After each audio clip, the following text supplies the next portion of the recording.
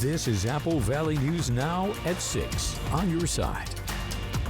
And a very good Monday evening. Thanks for joining us. I'm Austin Reed. And I'm Alyssa Warner. And first up tonight, hundreds of Kennewick Irrigation District customers had no water as the temperatures went up this weekend. Yeah, you know, it's not due to the reason many of us would think. It's not the mandatory schedule, and only Apple Valley News Now has what happened. Over the weekend, hundreds of KID customers experienced this when turning on their sprinklers or hoses. Think of it in terms of you know, writing with a pencil. We've all done that. You might be writing an essay, writing down some notes.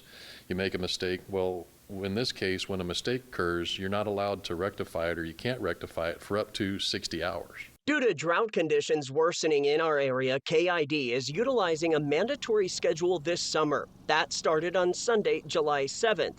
The district still anticipates this schedule to run at least through the month of July.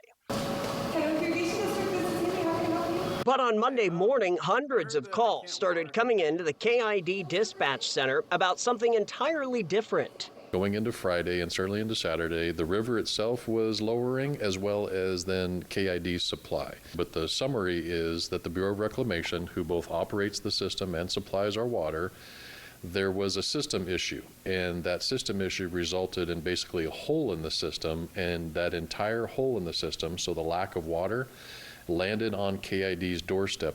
Due to the inadvertent action by the Bureau of Reclamation, some customers still have no water, and that could be the story for the next 48 to 72 hours from now. So it's not a terrorist attack. It is decidedly not an attack by anyone, anything. The hole introduced into the KID supply was approximately 35 cubic feet per second, which is a flow rate. It is the equivalent of approximately 16,000 gallons per minute. At this flow rate, it would take roughly 90 seconds to fill the average size backyard pool. For total volume, the district could express this as approximately 70 acre-feet per day, which is roughly 23 million gallons.